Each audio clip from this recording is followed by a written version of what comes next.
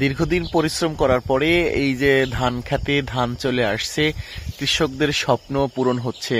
অর্থাৎ একটা সময় এই দক্ষিণ অঞ্চলে ধান হতো না, অর্থাৎ বোরো ধান হতো না, লবণাক্তর তীব্র উপস্থিতি, লবণাক্ত থাকার কারণে ধান হইতো না। আমরা এখন দেখানোর চেষ্টা করছি যে এই পুরো মাঠে কি অবস্থায় ধান হয়েছে।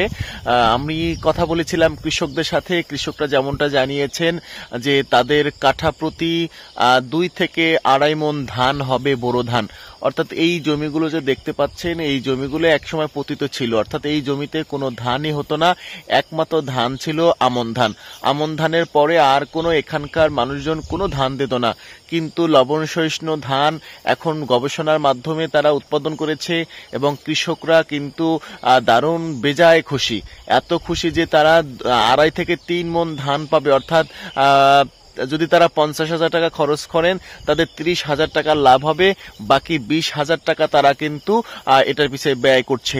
এখন এখানকার তবে দাবি রয়েছে, এখানকার মানুষ যদি একটু মিঠা পানি পেত তাহলে হয়তোবা এই যে তাদের কষ্ট হয়েছে এটা বোরো ধান উৎপাদনে, এই কষ্টটা তাদের হতো না।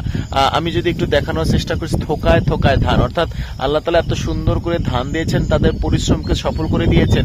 এই যে দেখেন, শুধু ধান আর ধান, ধান আর ধান, এত পরিমাণে ধান যে আপনি কল্পনা করতে পারবেন না যে কি সুন্দর ধান হয়েছে। তবে একটা বিষয়, তারা এবার ধানের দাম কম পাবে।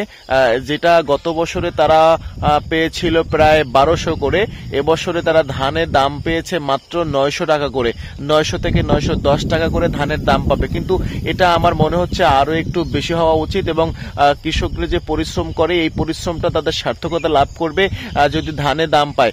এবং যে সিন্ডিকেট রয়েছে, এই সিন্ডিকেট তারা ভাঙতে চায়, এই নানান তাদের ইস্যু রয়েছে। তবে আরো একটি বিষয় তারা কথা বলেছিল যে তারা যদি সারের দামটা কম পায় এবং সময় মতো ঔষধটা পায়, তাহলে কিন্তু তারা আরো একটু উপকারিত হবে। রাষ্ট্রপক্ষ যদি আরেকটু উপকার করে তাহলে কিন্তু সেই জায়গা থেকে আরেকটু ভালো হয়। কৃষকরা জানিয়েছেন রাষ্ট্রপক্ষ থেকে যদি তাদেরকে সার এবং ঔষধটা একটু কম টাকায় দিতে পারতো, তাহলে সেই জায়গা থেকে তারা আরো লাভবান হতো এবং কৃষকরা এই কাজে আগ্রহ বাড়ত। তবে মজার বিষয় হচ্ছে যে যেহেতু যে জমিতে ধান ছিল না মোটেও, সেই জমিতে ধান হয়েছে সোনালী সুফলা। আমি দেখানোর চেষ্টা করছি, এই মুহূর্তে দেখেন কি সুন্দর হয়েছে। সত্যিকার অর্থে আমার মন জুড়ে যায়, সাথে সাথে কৃষকদের মন জুড়ে গিয়েছে। এগুলো দেখার মতো একটা পরিবেশ, দেখার মতো একটা এনভায়রনমেন্ট, এবং কৃষকরা কি সুন্দর দেখেন আমি আপনাকে দেখানোর চেষ্টা করছি কি সুন্দর ধান, এবং এই ধানগুলো দেখলে মনটা জুড়িয়ে যায়। এটাই হচ্ছে কৃষি সমৃদ্ধ, খাদ্য সমৃদ্ধ বাংলাদেশ, সোনালী সুফলা বাংলাদেশ, নানান বাংলাদেশ, আমাদের সেই সুজলা সুফলা বাংলাদেশ, সেটাই আমরা দেখতে পাচ্ছি।